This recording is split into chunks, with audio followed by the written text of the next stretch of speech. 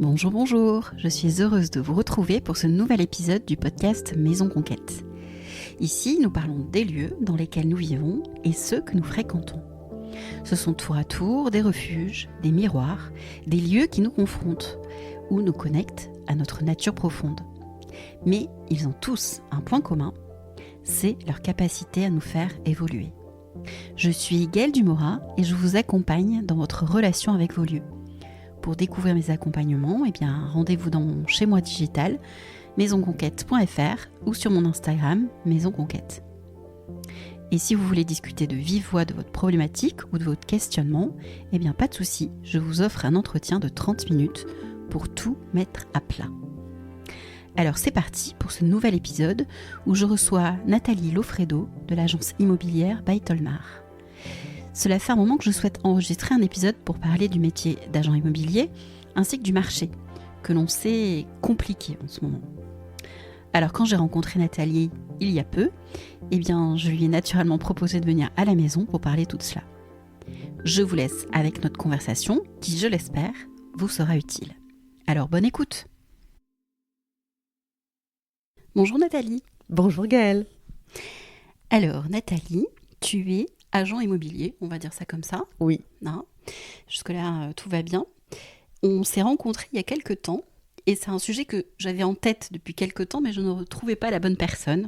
Et je t'ai trouvé pour discuter de ton métier et du marché à l'heure actuelle. Parce que moi, je travaille donc sur la maison, sur la partie, on va dire, énergétique de la maison, la psychologie de l'habitat et ce qu'elle représente. Mais j'ai toujours un pied dans le concret, c'est comment qu'on la trouve, cette maison, concrètement. Et on sait qu'on est dans un marché un peu perturbé en ce moment. Et donc, ça serait intéressant d'avoir ton opinion et l'opinion du terrain. Donc, nous, on s'est rencontrés il y a peu de temps, puisque je t'avais contacté pour un bien immobilier proche de chez moi, pour un projet perso qui ne s'est pas fait. Mais j'ai énormément aimé ton approche.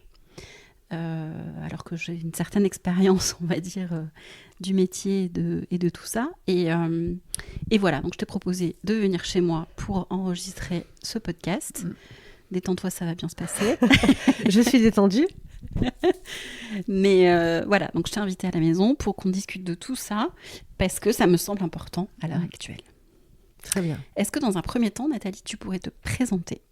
Alors, donc, je suis Nathalie Lofredo. Je fais ce métier. Alors, j'ai pas l'impression de travailler, mais je fais ce métier depuis un peu plus de 10 ans dans la région bordelaise.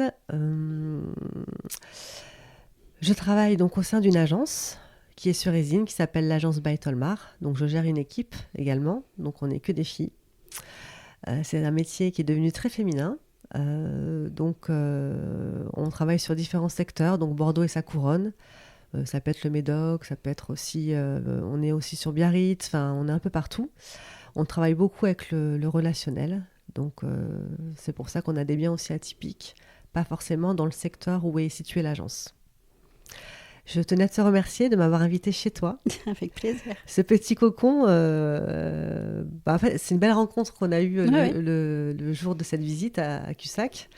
Et c'est vrai que j'aime beaucoup en fait la relation qu'on a eue. Tu étais acquéreur. On a eu un bel échange, on a bien communiqué, on a bien sympathisé. Et je suis contente aujourd'hui d'être chez toi, sur ton canapé. Pour parler maison. Parler maison. Ouais. Ouais. Alors, avant de parler maison, remarque quoique, je vais te poser une question. C'est quoi la maison pour toi ? Alors, la maison, c'est le lieu où on se sent en fait en harmonie avec ce qu'on est, sa famille, ou même si on vit tout seul.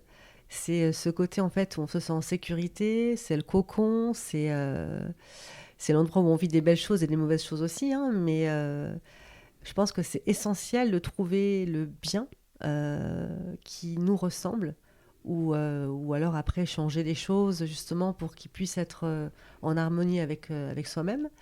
Et je pense que c'est typiquement aussi lié à notre culture, où la maison en fait elle est importante dans nos vies, et c'est pour ça que l'immobilier aussi a pris ce sens-là, de plus en plus, où les gens, même après le Covid, ce qu'on a vécu, recherchaient un lieu Ils avaient besoin de souffle, de jardin, de verdure, Un plus lieu grand. ressourçant. Ouais. Donc c'est plus pour moi une maison de dortoir. C'est plutôt une maison en fait où on se sent accueilli, je pense. Donc je trouve que c'est important aussi de faire appel à des gens comme toi pour nous aider, parce que tu as la connaissance et les compétences justement pour que ça se passe bien en fait, pour délier des problématiques, pour accompagner. Il y a des choses qu'on ne voit pas parce qu'on est dedans. Et toi, je pense que tu vas voir, et ça je l'ai vu à Cussac, quand tu visitais la maison, de ton petit œil curieux, j'ai bien vu qu'en fait, tu avais ce côté observatrice. Il y avait un côté aussi professionnel, même si c'était un projet perso pour toi. Oui. J'ai vu que, voilà, que tu avais ce côté pro et que tu savais de quoi tu parlais et dans quelle direction tu regardais, en fait. Oui, je lis la maison. Exactement, voilà. C'est le bon terme, oui.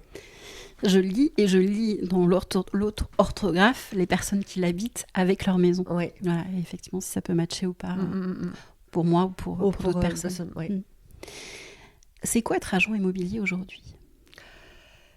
Alors, agent immobilier, c'est un grand... Alors, je vais tout de suite lier cette question à la deuxième partie, parce que... Pourquoi je te pose cette question ? Parce que, globalement, on sait ce que c'est être agent immobilier. Oui. Mais moi, j'ai souvent des personnes que j'accompagne, des amis, etc., qui disent « Oh, mais ça coûte hyper cher un agent immobilier, je vais passer par un autre moyen. » C'est quoi donc être agent immobilier et qu'est-ce qui justifie quelque part ces tarifs ? Alors, être agent immobilier, c'est vraiment, c'est quelque chose qu'on apprend, en fait. Alors, bien sûr, on peut faire des études pour être agent immobilier, on peut faire plein de choses, avoir des diplômes. Moi, j'ai commencé l'immobilier, j'étais donc en agence. Donc j'ai beaucoup appris, mais en fait ce que j'ai appris rapidement, c'est qu'on a ce côté aussi humain qui est très important. Alors bien sûr, il y a la réglementation, on ne peut pas faire tout et n'importe quoi, on est tenu à des lois qui doivent normalement être pratiquées. Hein. Être agent immobilier, on accompagne en fait les gens dans leur projet de vie, que ce soit vendeur ou acquéreur. Donc nous, notre but en fait, c'est de trouver des maisons à vendre, que les gens en fait, nous fassent confiance pour accomplir cette mission-là. Et après, donc, il y a le côté acquéreur, justement, qui nous sollicite ou qu'on doit trouver pour vendre cette maison. Être agent immobilier, c'est un métier... Alors, moi, j'ai pas l'impression de travailler, mais c'est parce que j'adore ce que je fais. J'ai plein de passions dans ma vie, mais ça, c'est mon métier en fait partie. Et je pense que ça se voit. Je confirme. Alors, il faut aimer l'humain, il faut aimer soulever les problématiques, travailler en transparence. Être agent immobilier, c'est... on est aussi à la fois parfois psy, parce qu'on n'est pas souvent dans des situations un peu compliquées, parce qu'il y a la règle des 3D, ça tout le monde la connaît, c'est déménagement, divorce, décès. Donc on est à des moments clés de la vie de chacun. Donc moi j'ai toujours eu ce rôle et je l'aurai, je pense toujours, c'est accompagner, avoir de l'empathie, comprendre je suis un peu une maman, quoi. Parce qu'il y a des gens en fait qui sont complètement perdus, qui ne savent pas faire non plus, mais il faut vraiment créer ce climat de confiance. Si la personne en face ne nous fait pas confiance, on ne vendra pas, on n'y arrivera pas. Donc moi je fais ce métier-là, oui, pour gagner ma vie. Alors certes, il y a des honoraires d'agence. Derrière, on met aussi nos compétences. On s'occupe de tout, donc des visites, de toute la paperasse, administratif. On accompagne les gens chez le notaire. On va jusqu'à l'acte authentique. Quand on est là, on est bien, hein, assis sur cette chaise en face de chez le notaire. Ça veut dire qu'on a abouti et que tout s'est bien passé. Mais on passe beaucoup de temps avec les vendeurs et acquéreurs. On est aussi un peu... beaucoup leurs confidents. Maître agent immobilier, oui, c'est un beau métier, vraiment. C'est un beau métier, donc c'est vrai que si on n'aime pas découvrir, parce que chaque bien est unique, parce que chaque personne est unique, chaque projet est unique, il ne faut pas faire ce métier-là. Si on pense qu'on va gagner beaucoup d'argent en étant agent immobilier, alors oui, on gagne de l'argent, Comme dans tout métier. Comme dans tout métier. C'est un métier aussi qui peut devenir aussi chronophage. Donc il faut trouver la limite des relations qu'on veut aussi avoir avec les différentes parties. Mais moi j'aime beaucoup ce métier-là parce qu'on accompagne des projets de vie de chacun, donc vendeurs et acquéreurs. Et c'est vrai que c'est une satisfaction pour moi personnelle en fait, de faire ça, de vraiment réaliser ce projet-là parce que alors il y a des gens qui vont vendre tout seuls leur maison. Bon, bah, tant mieux pour eux, ils vendent, ils savent faire. Ils ont aussi peut-être eu un coup de chance, mettre une annonce et hop, avoir une visite, un appel et voilà. Mais ce n'est pas que ça le métier d'agent immobilier. On fait vraiment un métier où on est sollicité sur plusieurs paramètres à la fois, plusieurs choses, plusieurs aspects. On est tenu aussi à une réglementation, on ne peut pas faire tout ce qu'on veut. Donc on est aussi là pour éduquer le vendeur aussi. Quand on fait une estimation, si quelque chose n'est pas déclaré, par exemple en mairie, ben on l'alerte parce qu'il a quand même certaines obligations. Donc mais on est vraiment là pour les aider, les accompagner, avoir ce rôle de conseil. Et il faut établir ce lien avec le vendeur pour pouvoir en fait aboutir. Tant qu'on n'a pas la confiance, le moindre doute en fait. Ouais, c'est lever les doutes que pourrait avoir l'acheteur. Quoi. Exactement. Ouais. Mais agent immobilier, c'est vrai que aujourd'hui, j'ai envie de vous dire, j'ai envie de te dire que tout le monde peut faire agent immobilier, mais il y a quand même, alors c'est comme dans tout métier, hein, Gaëlle. T'as le vendeur de maison et t'as l'accompagnateur. Je pense que bien sûr tu fais partie de la deuxième catégorie. Je pense. C'est pour ça que je pense que c'est pour ça que je suis là. Voilà, c'est ça. Non, c'est vrai que j'ai aimé ton approche parce que au final, quand je t'ai eu au téléphone la première fois, je t'avais pas donné d'infos particulières me concernant. Et enfin, on est resté au téléphone, mais je me suis pas étendue sur le sujet. Tout de suite, aller chercher, en fait, tu m'as avoué que tu m'avais googlisé. Ah, mais moi, j'aurais pu travailler au FBI. Voilà, c'est ça. Donc, tu m'avais googlisé. Et en fait, ça m'a plu. Alors, c'est pas un truc d'ego, pas du tout, mais c'est que moi, mon expérience que j'ai eue quand j'ai acheté des maisons, et j'ai acheté quand même plusieurs, rénovées, etc. À chaque fois, je suis passée par agence. Et à chaque fois, l'agent, il était là pour ouvrir la maison, quoi. Et ça s'arrêtait à ça. Et je trouve que ta façon de procéder, qui est alors de googliser ou par une autre méthode, enfin, j'imagine que tu as tout un panel, tu as plusieurs cordes à ton arc. Et je trouve que c'est très bien parce que pour moi, et on l'a dit en off tout à l'heure, tu es le trait d'union entre l'acheteur et le vendeur. C'est pas parce que tu as dans ton catalogue la maison à vendre de la personne que tu accompagnes que tu dois être, entre guillemets, plus de son côté que de l'acheteur. Oui, c'est vrai. Et parce que ça pourrait être le cas. Bien sûr, tout à fait, oui. Comme dans tout commercial, entre guillemets, qui a des produits à vendre, il est là pour vendre son produit. Voilà. Et je trouve que tu as une approche où tu as une honnêteté vis-à-vis aussi du bien, de ses atouts, de ses faiblesses et de tout ce genre de choses. Voilà. Et c'est ça qui est intéressant, vraiment. Et cette sensibilité que tu as avec l'humain, quoi, en fait. Ça se sent dans ta façon de parler du vendeur, que moi, je n'ai pas rencontré en l'occurrence. Mais le vendeur, la maison, etc., tout ça, c'est l'histoire que tu racontes d'entrée de jeu, sans qu'on se connaisse particulièrement. C'est quelque chose que tu as raconté. Et ça, je trouve ça très, très important, d'amener cette dimension humaine plutôt que d'ouvrir une porte, quoi. Alors, en fait, moi, je ne veux pas que les vendeurs soient là pendant les visites. Oui. Ça permet aussi d'avoir... déjà, pour que l'acquéreur se sente aussi à l'aise dans la maison, parce que quand le vendeur est là...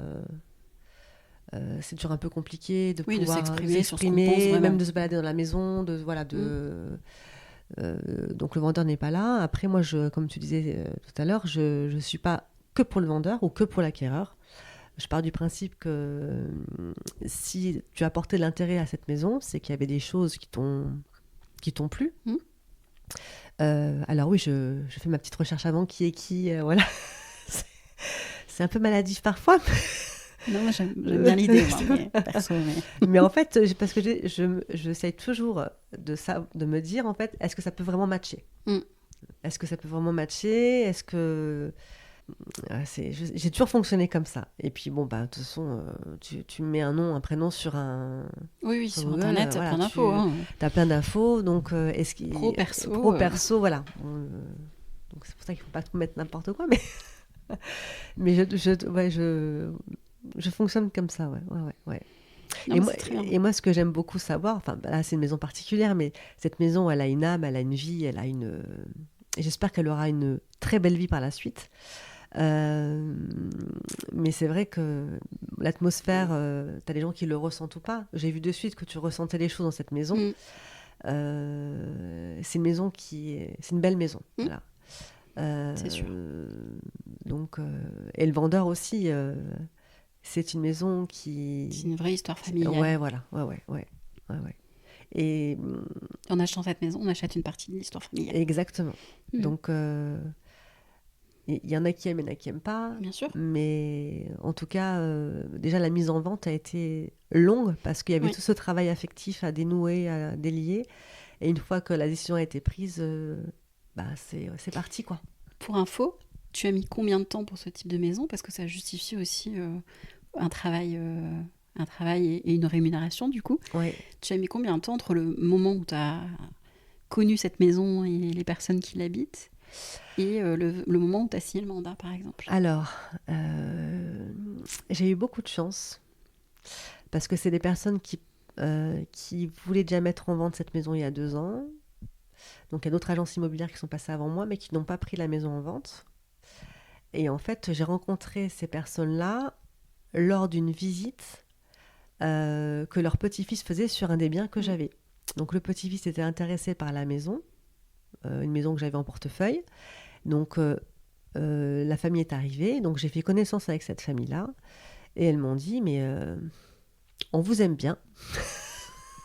C'est étonnant. Est-ce qu'une maison à Cussac, mais une maison assez particulière, pourrait vous intéresser? Écoutez, je ne demande qu'à voir. Donc, on s'est rencontrés. Donc, ça, c'était au mois de avril-mai. Donc, j'ai fait l'estimation de la maison. Je leur ai donné mon avis de ce que je pensais. Et j'ai rentré le mandat en juillet. Je l'ai rentré en exclusivité. Parce qu'elles me font confiance et qu'on a bien accroché ensemble sur le côté humain, en fait. Mais désolée pour mes autres confrères. C'est pas grave, ils n'écouteront pas cette interview. Mais je pense que je suis arrivée au bon moment, en fait, de leur vie. Et elles ont beaucoup apprécié en fait, ce qu'elles m'ont dit, c'est que j'avais pas cet aspect commercial. Oui, mais c'est clair. Bon, bien évidemment. Enfin, tu l'as. Je l'ai. Bien d'accord. Mais en fait, j'ai pas ce côté bourrin. Ouais. J'arrive pas en frontal. Je vais arriver à ce que je veux, mais pas en frontal. Et c'est vrai que cette visite avec le petit-fils, elles étaient là. Donc, puis moi, je pense que les choses ne se font pas par hasard non plus. On a bien échangé, on a bien communiqué. Et puis voilà, donc ça s'est fait comme ça. Voilà. D'accord. Ok. Donc, ça justifie aussi quelque part un tarif, quelque part. Parce que là, dans le cas présent... peut-être que l'histoire, elle va durer 6 mois, 1 an, 2 ans d'accompagnement avant d'arriver éventuellement à une vente. Ouais. Et en fait, on a souvent des remarques par l'acquéreur sur les honoraires que sur le vendeur. Peut-être parce que ça sa charge en général. Ouais. Celui qui les paye au fond. Donc c'est logique. Mais quelque part, pour moi, pour le vendeur, tu rends un service. Ouais. Et pour que l'acquéreur, tu payes un service. Tu vois, Et alors, souvent, donc on nous dit, l'acquéreur nous dit oui, mais il y a quand même 15 000 €, il y a quand même 12 000 € de frais d'agence. Bon, voilà. Donc, c'est vrai que... Bon, après, ça s'argumente. Bien sûr. Enfin, en l'occurrence, pour la maison de Cussac, oui, mais... C'est des heures de travail. Vous n'achèterez pas la maison si vous ne passez pas par moi. Voilà. Il y a, en fait, il y a tout l'aspect technique, photo... je veux dire, c'est plusieurs rendez-vous, et après on fait des visites, c'est du temps, c'est de la publication, on passe par plusieurs passerelles publicitaires pour communiquer, donc on fait quand même il y a pas mal de temps de travail. qui peuvent justifier, enfin qui justifient en fait ces honoraires en fait. Et c'est un travail. Oui. On est vraiment. Mais parce que je pense que beaucoup de personnes ont eu l'expérience ou ont la vision Oui. de l'agent immobilier qui est passe-partout avec son trousseau de clés et qui ouvre la porte. Qui ouvre la porte, oui. Ouais. Voilà. Non, mais tout à fait. C'est ça, c'est oui. que mais parce que il y en a beaucoup aussi. Je dis pas, voilà, j'ai pas de nom à citer, hein, mais il y en a beaucoup où c'est que ça. Et c'est dommage parce qu'effectivement, comme tu le disais tout à l'heure, c'est des moments on ne passe pas que des clés. Oui. C'est une passation de vie, de moments passés dans une maison. C'est une transmission. Exactement. Oui. C'est pas autre chose. Ouais. Et souvent, le passage de clés, comme tu dis, chez le notaire, il y a toujours des émotions. Bien sûr. Là, c'est des pages qui se tournent. C'est les pages qui se tournent. T'en as qui s'effondrent parce qu'ils prennent conscience qu'en fait, ça y est, c'est fini. Et dans n'importe quelle situation, parce qu'il y a une vraie... Il y a une vie dans cette maison, et à tout âge, en fait. Et moi, ça me... j'ai la larme facile, mais je veux dire, je suis contente d'avoir accompli ma mission, mais de les voir comme ça, en fait, je suis contente aussi d'avoir pu les accompagner, et puis sont dans la sérénité, en fait. Ouais. Parce qu'on a vraiment ce rôle-là où on gère les problèmes. Parce qu'une vente, c'est jamais facile. Une vente, il y a toujours des problèmes. Donc, et nous, on est là justement pour articuler, pour trouver... le moyen de pouvoir avancer jusqu'à la fin, quoi. Ouais. Très bien. Donc, merci pour toutes ces réponses par rapport à ton métier. Il y avait un deuxième point, moi, que je voulais aborder parce que on entend de plus en plus le fait que, concrètement, aujourd'hui, en octobre 2023, c'est ni le moment d'acheter ni le moment de vendre. Ouais. Donc, qu'est-ce qu'on fait ? On s'enchaîne et on reste là. Alors... C'est quoi ce marché ? Qu'est-ce qui se passe ? Alors, le marché, en fait, aujourd'hui, effectivement, il n'est pas du tout le même que l'année dernière. Alors, nous, on avait déjà, entre guillemets, anticipé, déjà en janvier, en début d'année, à prévenir nos vendeurs, quand on faisait une estimation, attention, il y aura certainement des baisses de prix à effectuer parce qu'on le sait, alors on n'est pas voyant, mais il y a des baromètres qui font que on peut se permettre de dire que le marché est en baisse. En fait, jusqu'à maintenant, enfin jusqu'à l'année dernière, en 10 ans de temps, l'immobilier bordelais et sa couronne a pris 58%. Donc tout le monde parle d'inflation, mais le marché, en fait, c'est plus l'inflation. C'est plus l'inflation. Enfin, je veux dire, on a vécu des années où on ouvrait là juste une porte, on avait l'acquéreur en face, il achetait. On a fait des ventes à distance, on a fait des choses qui sont, entre guillemets, à aujourd'hui, inimaginables. Donc, c'était un marché un peu flou. Et les prix étaient... Un peu flou ou un peu fou ? Un peu les deux, en fait. D'accord. Je dirais les deux parce que... Même nous, à l'époque, il y a 5 ans, quand on faisait une estimation, même si on faisait l'estimation, on disait on peut essayer 20 000 ou 30 000 plus cher, ça se vendait en fait. Donc, et ce qui a perturbé aussi ce marché-là, c'était l'offre et la demande. Il y avait peu de demandes, enfin il y avait beaucoup de demandes et peu d'offres. Et pourquoi il y avait beaucoup d'offres ? Parce que les banques en fait avaient ouvert les robinets. Les taux étaient plus bas, donc les gens avaient leurs enveloppes qui grossissaient, forcément, et les biens augmentaient. Donc on ne se posait pas la question, en fait, posait pas. L'acquéreur se posait moins la question de savoir s'il achetait trop cher ou pas. Et c'est pour ça qu'en fait, l'immobilier a eu cette croissance. C'était des ventes à l'appel, en fait, et très vite. Un bien se vendait, en 15 jours, il se vendait. Les gens se posaient moins de questions. Et pour faire le lien, d'ailleurs, avec la première partie des questions, c'est qu'au final, ton métier, il n'est pas plus intéressant aujourd'hui qu'avant. Là, je revis mon métier comme je l'ai vécu quand j'ai commencé. Moi, j'ai commencé l'immobilier où on devait vraiment intéresser l'acquéreur sur des secteurs qui ne lui plaisaient pas. On avait vraiment ce rôle où on devait... susciter le désir. Susciter le désir, exactement. Tout en accompagnant, mais c'est vrai que... C'était un marché différent et moi j'ai commencé l'immobilier comme ça où on avait cet acquéreur qui était là sur le marché, on avait beaucoup de biens à vendre, pas beaucoup d'acquéreurs Et pour vendre ses biens, mais il fallait donner envie aux acquéreurs d'acheter sur un secteur qu'ils ne souhaitaient pas ou auquel ils n'avaient pas pensé. Et après, à partir de 2016-2017, les taux ont baissé, les banques ont déverrouillé le marché, et là, ça a flambé. On a vécu Enfin, moi, je sais qu'il y a des choses... je me suis dit, on ne vendra jamais à ce prix-là, et on vendait à ce prix-là.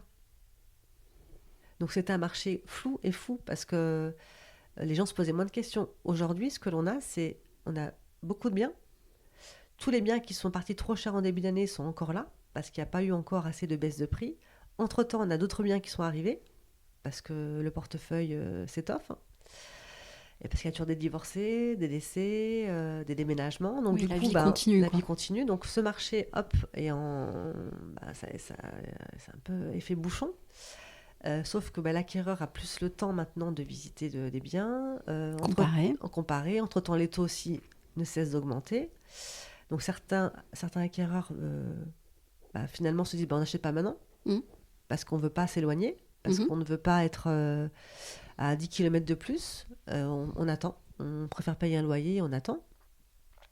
Et puis, il y a le vendeur qui se pose des questions parce qu'il est en pré-relais, parce qu'il est en train de divorcer, parce qu'il ne nous a pas écoutés dès le début, parce que certains veulent toujours essayer plus. Mais aujourd'hui, c'est plus comme ça que ça marche.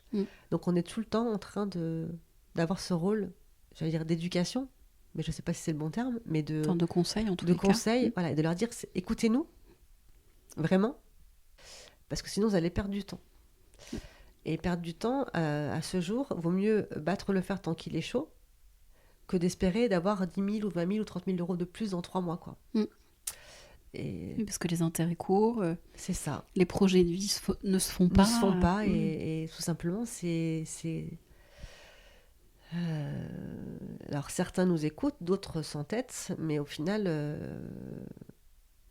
on a quand même raison, parce que depuis le début de l'année, on a ce discours-là, attention, on alerte.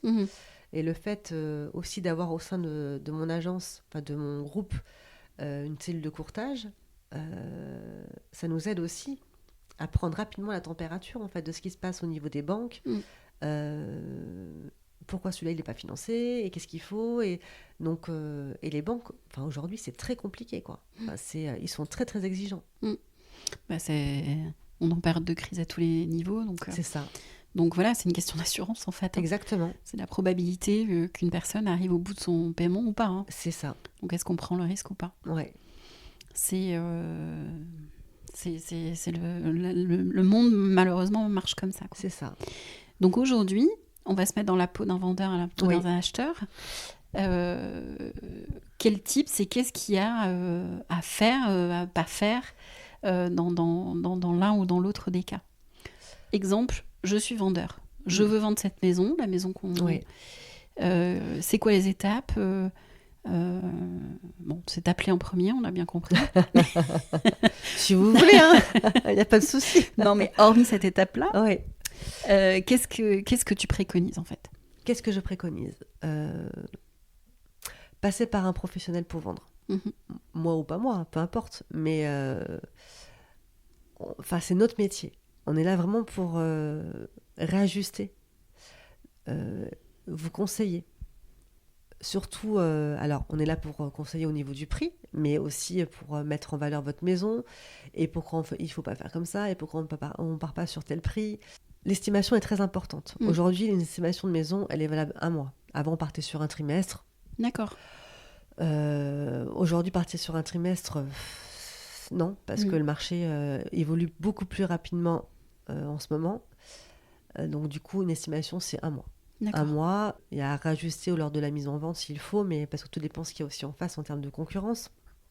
C'est important, parce que si vous avez 10 fois la même maison sur le même secteur, avec la même superficie, voilà, donc il ne faut pas non plus se rater, il faut se faire accompagner. On a de bons conseils, et après on sait faire une annonce, mettre des photos, faire une visite virtuelle. Si on reste sur l'estimation, à quelqu'un qui fait appel à un et ou plusieurs professionnels, qui a 2-3 estimations. 2-3 estimations qui n'ont pas du tout la même tête. C'est-à-dire quelqu'un qui va avoir, je dis n'importe quoi, une estimation à 200 000, l'autre à 300 et l'autre à 400. Ouais. Je caricature volontairement. Oui. Qu'est-ce que tu conseilles de faire ? Faire une quatrième ? Ouais. Non, mais franchement, oui. Normalement, on a tous, je dirais pas les mêmes outils, mais les mêmes outils pour pouvoir travailler.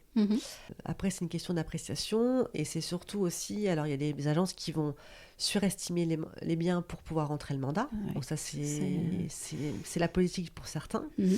D'autres qui vont faire des fourchettes de prix. Votre maison, elle vaut entre 300 et 400 000. Ouais, bon, ok. Mais franchement, quand on fait déjà 3 estimations, il y en a toujours 2 qui se ressemblent. Il y en a toujours une qui est trop basse ou trop haute. Alors, si vraiment les 3 elles sont disparates, il faut en faire une 4e. Il y aura toujours quand même 2 similaires. Est-ce que les agences tenues par des notaires, oui. Légendes urbaines ou pas, hein, ouais. sont plus proches de la réalité du terrain ou c'est juste parce que c'est une agence liée à un notaire et donc tu peux avoir un chouï plus confiance éventuellement? Légendes urbaines ou pas? En fait, les notaires donc, ont eu la possibilité de vendre des biens aussi. Donc souvent, il y a une cellule au sein de l'étude notariale qui s'occupe de ça. Donc eux, en fait, n'ont pas à aller chercher du mandat, puisque c'est souvent lié à des successions, à des clients. Après, en termes d'estimation, j'ai jamais eu en fait le cas d'école où en fait ils étaient trop chers ou moins chers. En général, ils se collent au marché. Okay. Et là, le notaire prend des frais de notaire et des frais d'agence. Oui. Ouais. Voilà. Je ne ferai pas de commentaires. Je me fais l'avocat du diable. Oui. Je suis là pour ça. J'ai bien compris, Gaëlle. non, mais voilà, après, ils ont aussi des gens compétents qui font ce job-là aussi. Ouais. Alors, donc, j'ai mon estimation. Oui. Je sais mon prix de vente. Oui. Je suis toujours vendeur. Oui. Qu'est-ce qu'il y a comme chose peut-être à faire dans le bien, sur le bien? Enfin, voilà. Qu'est-ce que tu rentres dans la maison? C'est quoi, on va dire, les 3 choses importantes à regarder et être conscient de cette maison et réellement ce qu'elle vaut et la mettre en valeur un minimum sans faire tout rénover, quoi. Le rangement, ouais. Important. Et la propreté aussi. Parce que parfois, il y a des maisons, en fait, on n'a pas tous la même façon de voir les choses, mais c'est le rangement, que ça soit propre. Et après, l'ambiance, créer une ambiance, en fait. Parfois, il y a trop de choses personnelles. Des grandes photos, des choses qui peuvent même mettre mal à l'aise le futur acquéreur qui va visiter la maison, voilà. Donc ça veut dire c'est laisser la possibilité au potentiel acquéreur de se projeter dans le bien. Ouais.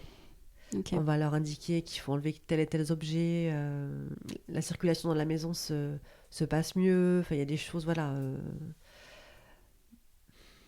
En ce moment, j'ai la chance d'avoir comme des beaux biens. C'est vrai en plus. Mais j'ai eu le cas j'ai eu des périodes où c'était catastrophique. Et c'est dur de faire entendre aux gens, justement. Parce qu'ils pensent que tu portes un jugement sur eux et leur façon de vivre. Ouais. Alors que c'est vraiment pour créer l'intérêt des acquéreurs, en fait. Parce que souvent, ça nous arrive de ranger la maison pour des photos. Alors, quand tu dis de ranger la maison pour des photos, c'est-à-dire que c'est toi qui ranges concrètement ? Oui, c'est moi qui range, oui. D'accord. Oui, on cache, on range. D'accord. Oui. Ah oui. Le vendeur est dans les murs ? Oui, et je range. Et tu ranges ? Oui. je refais un lit. D'accord. Je range ce qui traîne sur la table. D'accord. Voilà. Mais En fait, à chaque fois que tu vends un bien, tu devrais faire appel à moi pour que je prépare le vendeur. Mais pourquoi pas ? Mais ça peut être aussi une autre façon d'apporter aussi une plus-value. Alors, je vais te trouver une maison je vais te faire un bisoutage. Je vais trouver... Mais non. Je me fais passer pour ta collègue et je vais te dire à la fin ce qui se passe. Évidemment que c'est important de créer une ambiance, de créer l'envie. Et ça n'a rien... Enfin, quand tu dis ambiance, ça n'a rien à voir avec la déco, on est bien d'accord ? Non. C'est quoi une ambiance pour toi ? C'est ce que te montre la maison dès que tu arrives. C'est montrer les atouts de cette maison ? Oui. C'est ça ? Oui. Une lumière ? Les volumes, une lumière. Parce que parfois, les gens ne se rendent pas compte, mais bon, il y a des gens bordéliques. Bien sûr. Donc, tu as des cartons, t'as la vaisselle aussi qui est dans le lavabo depuis 3 jours. Enfin, tu as la tasse de café du matin sur la table. Tu as le miroir de la salle de bain qui est moucheté. En fait, c'est des petites choses. C'est pas grand-chose, entre guillemets, mais pour des photos, moi, je me vois pas faire des photos avec une salle de bain où tu as tous les gels douche dans la baignoire, avec, voilà. Ou la culotte qui traîne. Donc c'est pour ça que quand je fais une visite, souvent ce que j'aime faire aussi avant, c'est de checker avant que les gens arrivent, pour voir s'il n'y a pas des choses qui traînent un peu, voilà, enfin des choses... Intime. Ouais. Parce que en fait, moi la maison je la connais. Je connais ses défauts, je connais ses qualités, je sais comment on peut la changer pour la rendre plus confortable ou créer une ambiance différente, mais les accueilleurs qui arrivent, ils ont vu des photos. Et quand ils arrivent, ben en fait, déjà, ils vont regarder tout ce qui ne va pas. Sauf si c'est vraiment la maison de coup de cœur. Et là, waouh. Mais si, en fait, ils vont trouver chaque chose négative. Oui, c'est un peu, tu sais, comme dans l'optique de négocier un prix. Hein. Exactement. Oui, oui. Mais... Et ils vont aussi avoir ce jugement sur les vendeurs. Alors, ils vont carrément juger les vendeurs. Donc, le but, en fait, c'est pour ça que je ne veux pas que les vendeurs soient là. Parce que c'est intrusif. Au début, quand j'ai commencé l'immobilier, je trouvais ça sympa que les vendeurs soient là. Et en fait, je me suis dit, non mais arrête de suite Nathalie, ça sert à rien, parce que ça crée un climat limite malsain, parce que les gens se regardent des fois en chien de faïence, parce que ils sont là, ils veulent acheter peut-être la maison, et puis ils vont trouver plein de choses négatives, ils vont rarement dire le positif. Donc c'est pour ça que je ne veux pas que les vendeurs soient là. D'accord. Et le vendeur le comprend. Parfois, certains ne veulent pas, enfin, sont un peu réfractaires, mais je leur laisse pas trop le choix, en fait. Parce que... Non, mais je pense que c'est pas effectivement c'est pas histoire de pas être le lieu, mais c'est pas opportun, quoi. Non. Enfin, sauf quand tu vends toi-même ta maison. Oui, bon, c'est là, ça. Y a pas le choix, mais ouais. mais c'est pas opportun parce qu'effectivement, il y a l'affectif qui est là. C'est ça. Et que toute critique est prise pour une critique de sa personne. Oui, en oui. fait. Et puis on les touche. On touche à l'intime. Donc c'est la maison, c'est le reflet, le miroir de qui on est. C'est ça. Et que c'est pas parce qu'on a une maison en désordre qu'on est une mauvaise personne. Exactement. Donc ça n'a rien à voir, en fait. C'est peut-être qu'il y a une problématique ailleurs, c'est peut-être que, voilà, une éducation, plein de choses qui font ça. que... Et puis certains s'en foutent, en fait. Ils sont heureux dans leur maison avec les cartons d'il y a 3 ans parce qu'ils ont déménagé, ils n'ont pas eu le temps de les ranger. Donc ça traîne dans le couloir, ça traîne dans le cellier. Ils n'ont pas pris le temps de les ranger, plutôt. C'est ça. Ils ont 3 ans. Donc ça, c'est tes préconisations, donc tes tips. Donc c'est ranger, nettoyer. Dépersonnaliser. Ouais. Est-ce que tu vois d'autres choses à faire ces 3 choses-là, parce qu'il y a aussi l'extérieur et l'intérieur, parce que l'extérieur aussi est important. Donc quand ils arrivent à avoir ces 3 choses-là, on est bon. C'est pas mal. D'accord. Donc suite à ça, le vendeur va... Donc il y a plusieurs visites, etc., etc. Si ça met du temps à mordre à l'hameçon, entre guillemets, en général, c'est dû à quoi? Donc au prix, j'imagine, en premier. Oui. Alors souvent, quand on prend un mandat de vente et qu'ils ne nous écoutent pas pour le prix, donc nous, on fait un réajustement au bout de 15 jours, 3 semaines. On leur dit, écoutez, on a fait... Alors, soit il n'y a pas eu d'appel, même les rapprochements que l'on a fait, ça n'a pas abouti à des visites, donc il n'y a pas de visite. Donc là, on leur explique tout simplement qu'on est... pas au prix, mais ça, ils le savent, parce qu'ils ont entendu, notre discours en amont.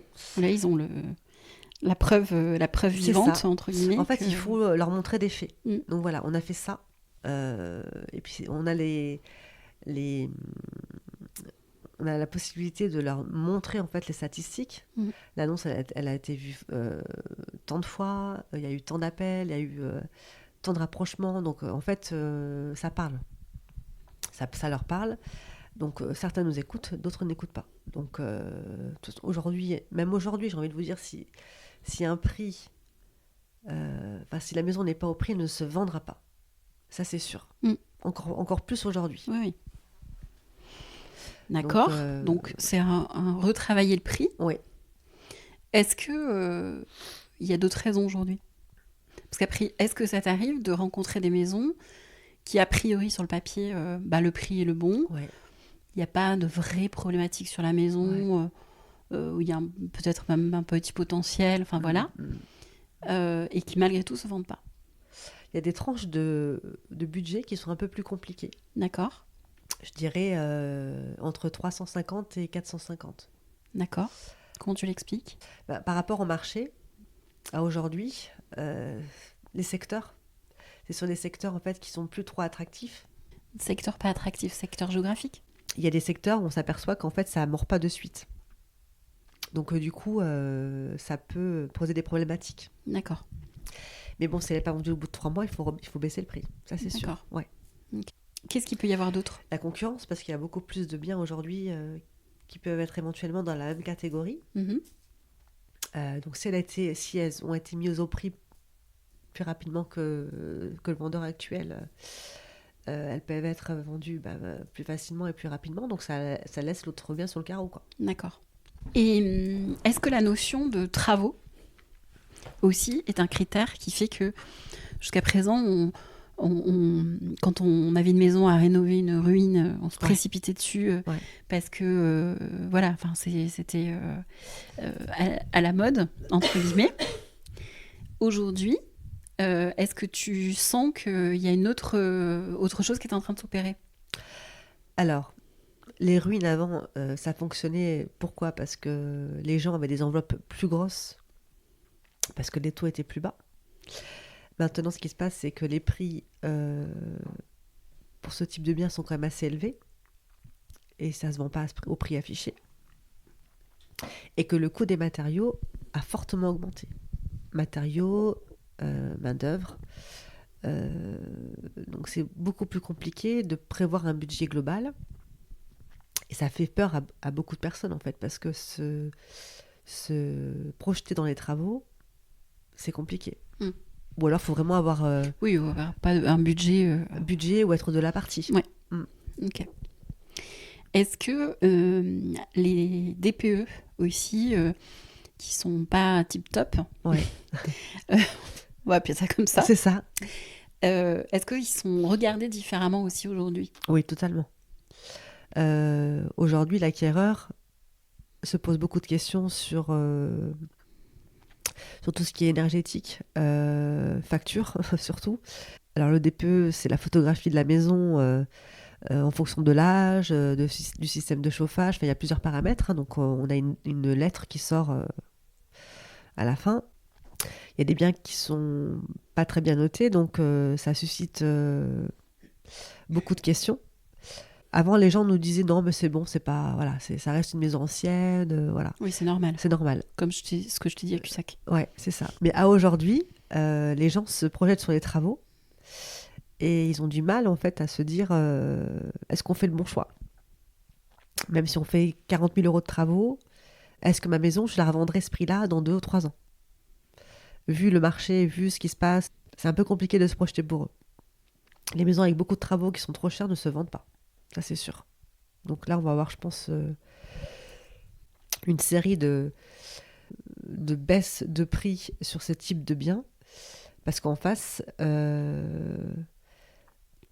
l'État fait aussi tout pour que les maisons soient de moins en moins énergivores. Bon, c'est pas plus mal, hein, parce que vu ce que consomme aujourd'hui un foyer de 4 personnes pour une maison avec, je sais pas moi, un chauffage au gaz ou... s'il peut avoir des aides, justement, de l'État pour pouvoir installer une pompe à chaleur, un ballon thermodynamique, faire des choses comme ça, avec des aides, des prêts à taux zéro, c'est pas anodin non plus, parce que c'est quand même des travaux qui coûtent très très cher. Et quand on voit le prix des factures, en plus, c'est hors de prix. Donc les gens, en fait, sont prêts à acheter de l'ancien, mais ils font très attention à la partie travaux. Et on en discutait avec une consoeur il n'y a pas très longtemps. L'immobilier côté neuf et construction, ils ont eu une baisse énorme de leurs transactions, de leur Bon vente. commande, Ouais. Et pourtant, ça reste des biens qui sont quand même beaucoup plus confortables énergétiquement, mais le prix de la construction a tellement évolué, dans le sens où aujourd'hui vous faites construire une maison à peu près à 1800 euros, 2000 euros du mètre carré, alors qu'avant c'était 1100, 1200 euros. Donc soit vous faites une maison plus petite, et ça les gens ne veulent pas, parce que de passer d'une maison à 110 mètres carrés à 75 mètres carrés quand on est 4, c'est compliqué, ou soit on s'éloigne. Donc aujourd'hui la construction, c'est un marché qui est complètement... qui s'effondre. En plus, le prêt à taux zéro va disparaître bientôt. Donc, alors que c'était quand même une motivation de faire du neuf. Donc les gens, quand ils se positionnent sur de la réno, c'est parce que côté neuf, ils n'ont pas eu, je pense, soit on leur propose une maison plus petite, ou alors plus loin. Donc ils sont prêts à acheter une maison déjà faite, et à faire des travaux de confort, en fait. D'installer un nouveau système de chauffage, refaire l'électricité, refaire les combles, changer des menuiseries. Ils préfèrent, en fait, être dans ce type de projet que de partir dans la construction où ça va être aussi plus long, ça va coûter plus cher, ils vont être soit plus loin ou ce sera plus petit. Enfin, bon. Après, tu as des gens aussi qui sont... Enfin, j'en fais partie, j'achèterai jamais dans le neuf. Oui, je sais. Oui. Voilà, donc... y a des gens aussi qui choisissent la rénovation ou l'ancien parce que c'est important pour eux, l'âme de la maison, etc. Oui, tout à fait, bien sûr. Oui. Je pense qu'après, c'est propre à chacun, mais j'ai rencontré des gens il n'y a pas très longtemps qui voulaient absolument faire de la construction parce qu'ils voulaient une maison à basse consommation, en fait, comme quand on achète une machine à laver ou un frigo. Mais... finalement, ils sont repartis dans l'ancien et puis ils vont faire des travaux. Parce qu'ils ont trouvé les volumes qu'ils voulaient, le secteur qu'ils voulaient. Et ils vont partir pendant 3-4 mois de travaux parce qu'il y a pas mal de choses à faire. Et puis voilà. D'accord. Est-ce que tu vois d'autres choses donc quand on est toujours dans la peau du vendeur, parce que après avoir fait tout ce que tu as fait, dit, etc., je pense que le bien, il est vendu, logiquement. Ça ne peut pas s'éterniser pendant... Ou alors, il vaut mieux enlever un bien si ça s'éternise trop longtemps en fait, à la vente. Alors, et le remettre par la suite. Alors, est-ce que c'est plus opportun ou pas ? Alors, ce que l'on fait, quand on voit qu'il y a un bien en fait, qui ne suscite pas l'intérêt, on fait une pause en fait, publicitaire. Donc, on le met en stand-by pendant 15 jours. On essaye d'avoir l'aval pour la baisse de prix et après, on le rediffuse pour voir. Et souvent, dans les 15 jours, on a cette réaction en fait. On a des demandes, voilà. Mais parce que, le bien est considéré comme nouveau, il y a de nouveaux acquéreurs et le bien aussi se rapproche du prix. Voilà. De toute façon, c'est essentiellement le prix, en fait. Ouais, c'est le prix. De toute façon, le prix, c'est l'emplacement, c'est les prestations. Le prix au mètre carré, évidemment, mais que ce soit dans le Médoc ou à Artigues, Bordeaux, quand on est au prix, ça se vend. Vraiment. D'accord. Il y a toujours, en fait, on a la chance, dans notre secteur, d'avoir encore des acquéreurs qui sont là, qui sont dynamiques. Bon, ils sont un peu plus sages, ils sont moins agressifs, pas dans la négociation, je parle, mais par leur présence. On est une région attractive. Donc, et c'est pour ça aussi qu'on a eu cette inflation qui est progressive. Alors, c'est arrivé parce que personne s'y attendait, en fait, une augmentation comme ça. Avec la LGV, on pouvait s'y attendre un peu. Mais... Oui, ça s'est essoufflé, maintenant on le voit. Et je pense que ça ne va pas repartir comme ça. Mais je pense qu'on réajuste le marché, en fait. Et c'est pas plus mal. Non, bien sûr, ça assaigne les choses. Ouais. Ok, donc ça, on était côté vendeur. Maintenant, je suis acheteur. Donc, a priori, j'habite quelque part. A priori. Je suis locataire. Bon, j'ai envie de dire, pas trop de problème. Et je suis vendeur et acheteur aussi en même temps. Pré-relais, pas pré-relais. Comment aujourd'hui, vu l'état du marché, qu'est-ce que tu conseilles ? Alors, le pré-relais, en fait, c'est une façon de pouvoir avoir une avance de trésorerie par la banque. De toute façon, la banque, elle ne prend pas de risques. Non. Puisqu'elle impacte... elle prend des risques considérés. Oui. Et assurés. Donc, en fait... Ce que la banque va avancer à l'acquéreur, c'est le pire du pire, Ouais. en fait. Oui, parce qu'en moyenne, c'est 70% C'est ça. Donc, du prix de vente du bien. Exactement. Donc, avant qu'il y ait une baisse de 30%, hein, je pense que voilà.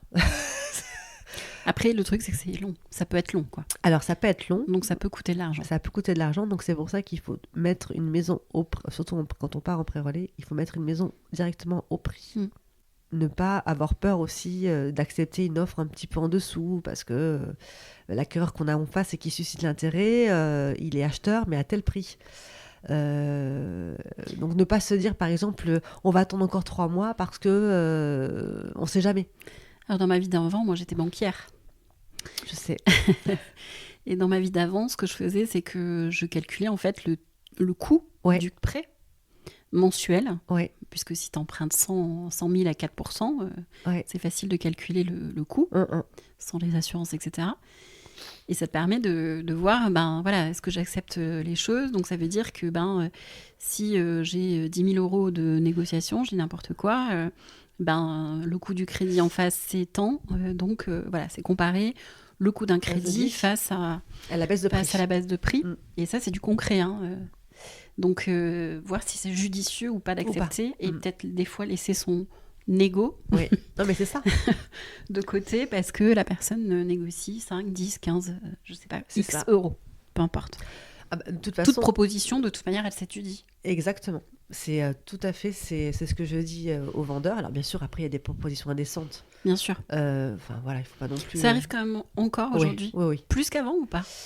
Ça a toujours existé, mais pas plus qu'avant. Ça a toujours existé parce que l'acquéreur est en position de force parce qu'il n'est pas content, parce qu'il veut faire un coup, parce qu'il pense qu'il a raison, parce que voilà. Mais ça existe encore.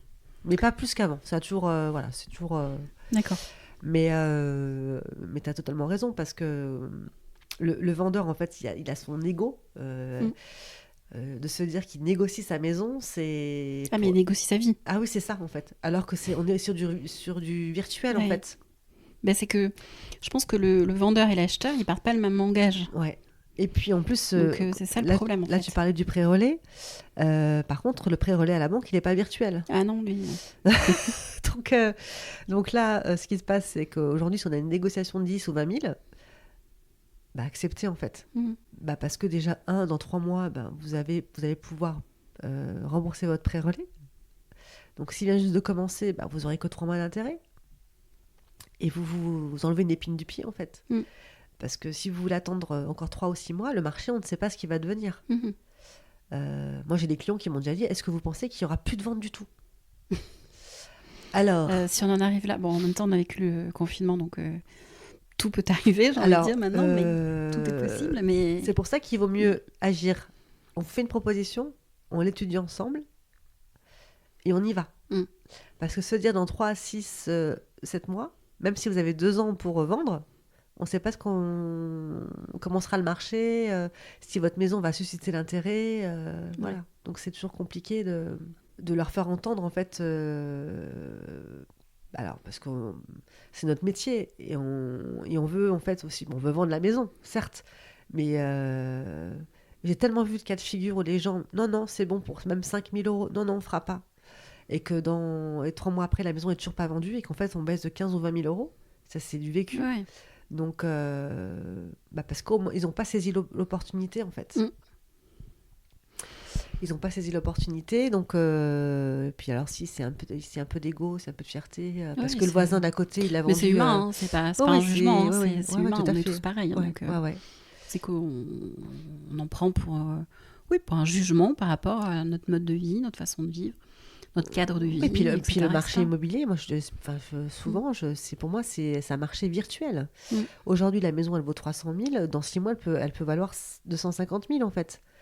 Alors oui, quelque part, on perd 50 000 euros. Mais pas vraiment. Parce que... Oui, parce que tout le monde est ajusté de la même façon. C'est ça. Donc, mais c'est un travail, en fait. C'est un travail de présentation. Il faut rassurer, il faut réconforter. Il faut aussi prouver ce qu'on dit. Ouais. Ça, c'est... voilà. Quand un notaire dit aujourd'hui, pour que le marché soit relancé, parce que les notaires aussi souffrent de cette... Bien sûr. Alors moi, je n'aime pas parler du mot crise, parce que c'est une crise, oui et non. Ils indiquent qu'il faudrait que le marché baisse de 30%. D'accord. 30%, Pour compenser la hausse des taux, en fait. Ouais, 30%. C'est le scénario pire pour les banques. C'est ça. Donc, peut-être pas arriver jusque-là, quand même. Mais c'est pour retrouver ce confort qu'ils ont eu il y a 5 ans, en fait. Bien sûr. Voilà, c'est ça. Donc là, en fait, on va juste réajuster tout ça et ça va bien se passer. Donc ça, on est toujours du côté des acheteurs. Ouais. Quid des critères? Tu sais, les gens, quand ils ont une liste de courses, c'est Oui. comme l'homme idéal ou la femme idéale. Donc, C'est ça. On a une liste de courses. Oui. Un mètre carré, nombre de pièces, la surface du La surface, terrain, le temps qu'il fait, Ouais. l'âge du capitaine. Qu'est-ce que tu en penses de ces critères par rapport à ton expérience? Est-ce qu'ils ont une vraie validité ou pas, en fait? J'ai eu plusieurs choses dans ma vie d'agent immobilier. J'ai des gens qui m'emmenaient des tableaux avec des cases on veut pas, avec des listes qui faisaient 2 pages A4. Des gens qui avaient des critères de recherche un peu loufoques et qui se contredisaient aussi. On veut la nature, mais on veut pas... Mais on veut pas de jardin. Mais on veut des transports. Ouais. Veut... Est-ce que c'est des gens qui veulent vraiment acheter, d'après toi? Pour certains, oui, quand même. Et d'autres, ils n'achèteront jamais. Ils seront toujours dans l'attente de... Parce que, de la perle rare. Ouais, de la perle rare. De toute façon, on a une maison pour nous, qui existe quelque part. Oui. C'est un beau fantasme. C'est ça. Ou alors, je dirais aussi, il y a des gens qui ont beaucoup de critères. Je parle des vrais acheteurs. Hein. Et après, au fur et à mesure, tout dépend de ce que le marché propose, ils vont petit à petit se dire, bah ça finalement on va checker. Enfin, ça on fait pas. On diminue la liste de courses. Ouais, on diminue petit à petit. Un peu comme quand on va sur Zalando et qu'on sélectionne on bourre son panier. Ouais. Et quand on voit la somme au total, on fait... Ça va pas être possible. Non. Non, ça finalement j'en ai pas besoin. Ouais. Voilà. Donc. Il y a des critères prioritaires et d'autres qui ne le sont pas. Souvent, ça va être... finalement, ça va rester l'emplacement. Le premier. Ouais. Ils vont faire des concessions si vraiment ils sont acheteurs, ils vont faire des concessions sur beaucoup de choses, mais l'emplacement, souvent, ils restent quand même assez fermes là-dessus.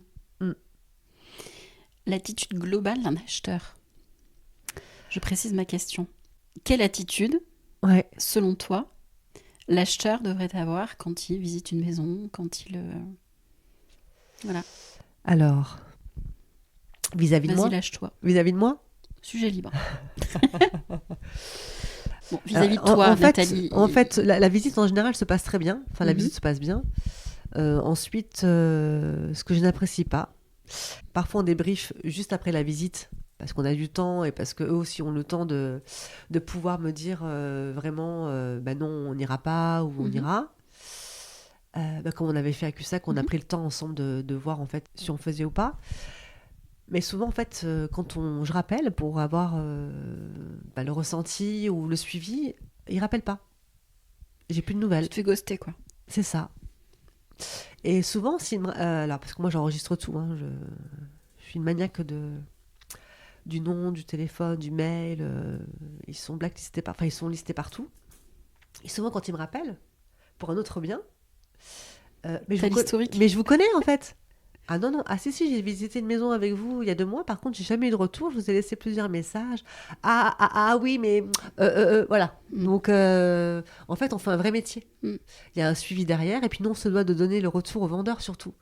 Parce que le vendeur, il nous attend après. C'est des arguments. Aussi exactement. Pour lui. Donc, et moi, ça m'embête de dire au vendeur, j'ai pas de retour, quoi. Parce que j'ai l'impression de ne pas avoir fait mon travail.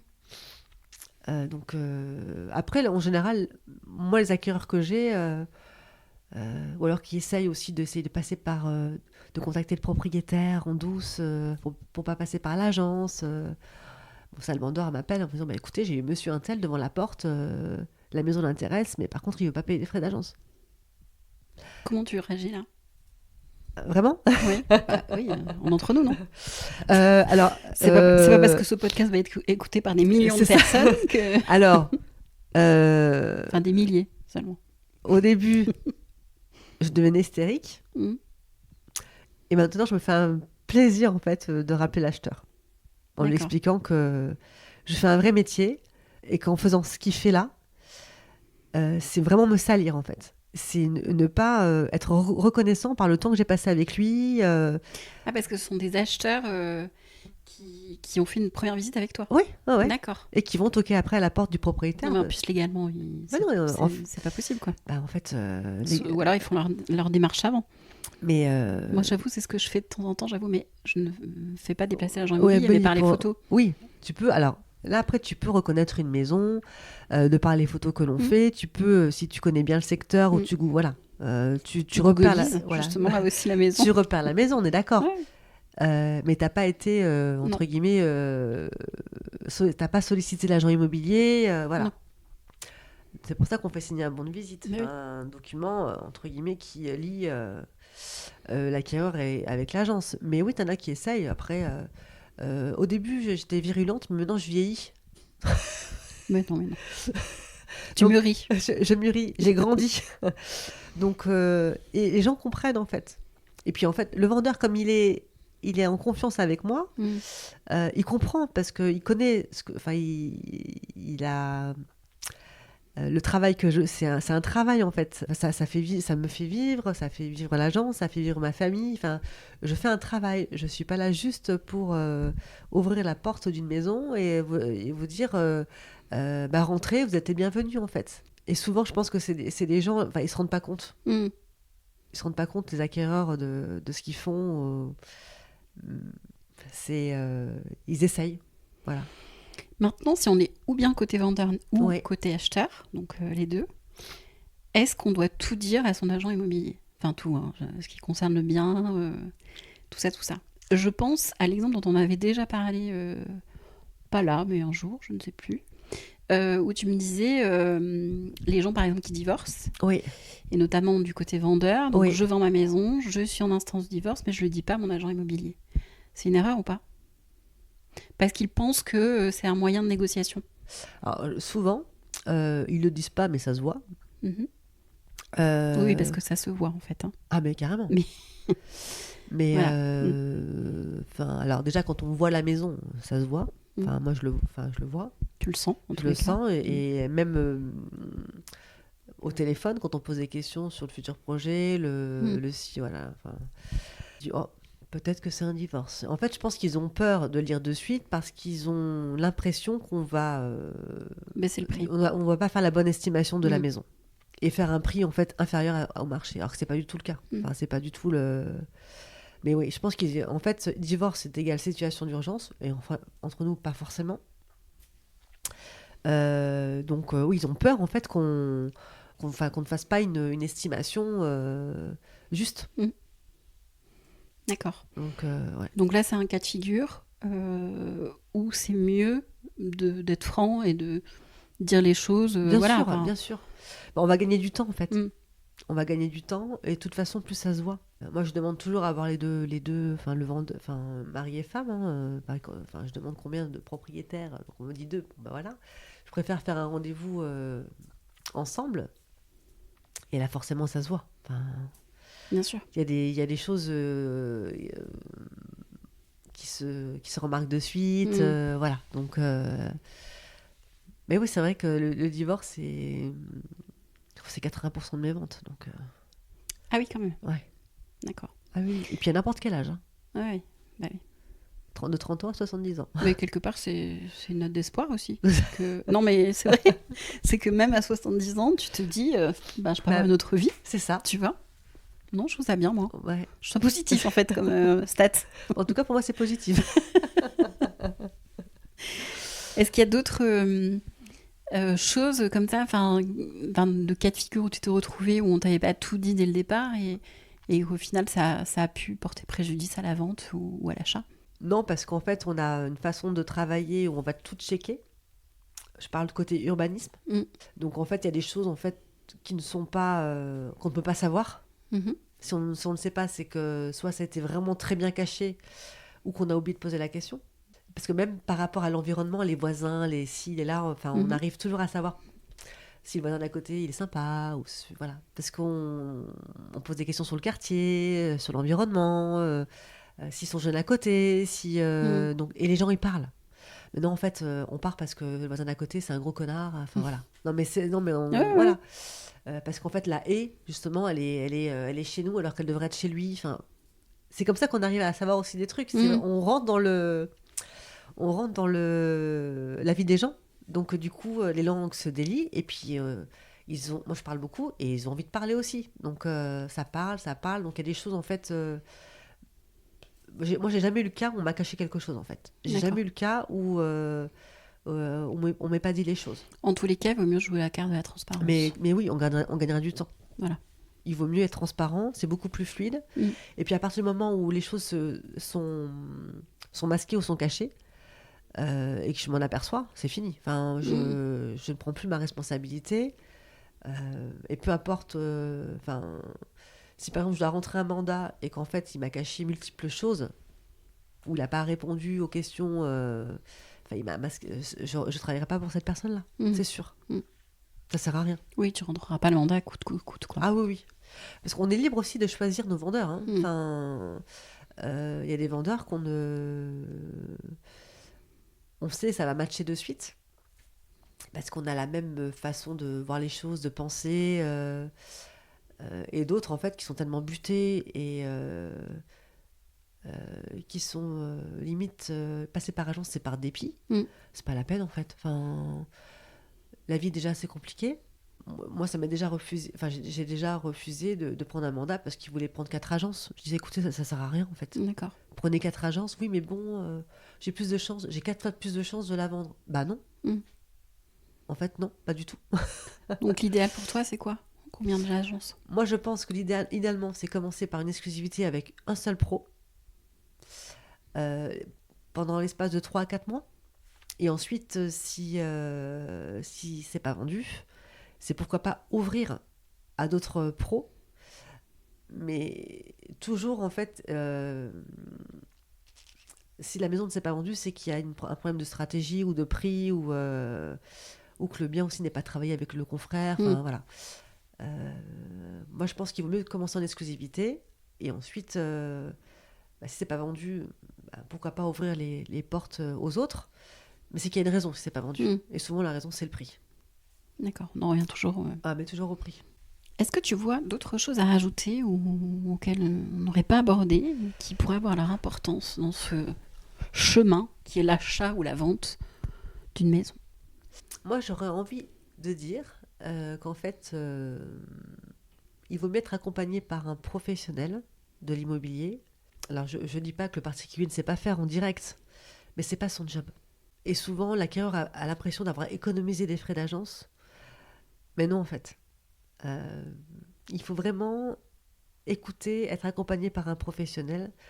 Et comme tu disais tout à l'heure, moi, je suis toujours des deux côtés, en fait. Je suis côté vendeur, côté acquéreur. Alors, peut-être que c'est pour ça que j'ai cette vision-là et que ça fonctionne bien de mon côté. Mais ne pensez pas qu'en fait, si vous passez de particulier à particulier, vous ferez des économies. Voilà. Vous pouvez peut-être avoir aussi de mauvaises surprises. Ça peut être le cas, mais il y a un risque. Il y a un risque, ouais. Qui n'est pas anodin. Et qui n'est pas anodin, ouais. Parce que ça peut pourrir la vie de quelqu'un. Vraiment. Moi, j'ai eu plusieurs cas dans ma carrière où les gens sont passés de particulier à particulier et ça s'est mal terminé. Et je me dis, s'ils avaient eu quelqu'un de neutre entre les deux, qui aurait pu trouver la solution à la problématique ou temporiser les choses, ça aurait été beaucoup plus confortable que de rester 5 ans, 6 ans avec un procès. Enfin, des choses... Ouais. Après, l'immobilier, c'est un beau métier. Vous recrutez d'ailleurs chez Tolmar, je crois. On recrute, oui, on recrute. J'aimerais vraiment former une belle grande équipe. Alors, le contexte actuel n'est pas très favorisant, mais j'ai vraiment envie de recruter hommes, femmes. On n'est que des femmes, ça serait bien d'avoir aussi des hommes pour un peu trouver la parité, quoi. La parité, l'équilibre. Dans votre sens. Mais on recrute, oui, donc... Alors, on va faire des after work recrutement, enfin des choses à mettre en place là pour essayer de faire découvrir notre groupe, notre agence, notre façon de travailler. J'ai vraiment envie de rencontrer des gens qui ont cette même philosophie en fait et l'engagement de faire de belles choses, d'accompagner vendeurs et acquéreurs. Peut-être que c'est un peu utopique ce que je dis, mais peut-être que je crois pas, non. Non. Non. Mais je sais que ça existe. Ben oui, je sais, oui. Moi aussi. Je sais que ça existe d'avoir des personnes, des accompagnateurs de projets en fait. Voilà. Il faut que les choses soient fluides, sereines. Et qu'elles aient du sens pour tout le monde en fait. C'est ça, exactement. Ouais. Et c'est ça l'immobilier en fait. C'est un projet de vie. Et c'est ça qui est intéressant parce qu'on ne vend pas la même chose à chaque fois. On rencontre des belles personnes, des profils différents, des profils qu'on n'aurait jamais rencontrés parce que si je ne faisais pas ce métier-là, je n'aurais jamais rencontré une Gaëlle Dumora. Non mais c'est vrai. Quand j'ai des gens qui me rappellent parce qu'ils remettent la maison en vente, ça me fait super plaisir en fait. Si on veut te contacter, Nathalie, est-ce que tu m'autorises à mettre ton numéro de portable, ton mail sur les notes de l'épisode? Oui. Comme ça, les personnes pourront rencontrer. Avec grand plaisir. Oui. On rappelle que tu es dans le secteur de Bordeaux. Oui. Alors, à Aésine, l'agence, tu rayonnes, on va dire, sur le Nouvelle-Aquitaine. Ouais, Nouvelle-Aquitaine, c'est ça. Ouais. Donc, si c'est pour un projet en Bretagne, ça va être peut-être plus compliqué, a priori. Oui. Après, tout dépend du bien. Moi, je suis partante pour de nouvelles aventures. Ce qui se passe. C'est comme une histoire d'amour, en fait. Bah oui. Le mot amour est quand même fort, mais je prends vraiment les choses à cœur et en fait, je suis à fond dans tout ce que je fais. Et c'est vrai que j'ai besoin de créer cette relation pour pouvoir dire les choses. Si je sens qu'en face de moi, j'ai quelqu'un qui a un doute ou qui va être plus sur la retenue, ça va être compliqué. Ok. Donc, vous voyez, si vous avez un projet de vente partout en France, du coup, Nathalie est votre femme. Comme dirait l'autre. C'est ça. Ok.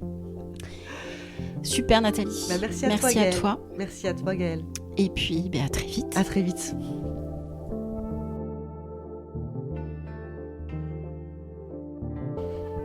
J'espère que cet épisode avec Nathalie vous aura permis d'avoir des clés si vous vendez ou achetez votre lieu. Vous retrouverez ses coordonnées dans les notes de l'épisode, alors n'hésitez pas à la contacter de ma part. Si vous avez des questions concernant les accompagnements, et bien surtout, n'hésitez pas à me contacter sur Instagram ou par mail à bonjour@maisonconquête.fr. En attendant, si cet épisode vous a plu, faites-le savoir en lui mettant une note 5 étoiles ou en le partageant sur vos réseaux sociaux. C'est le seul moyen pour donner de l'envol à ce podcast entièrement auto-édité. Merci de votre aide et à très bientôt.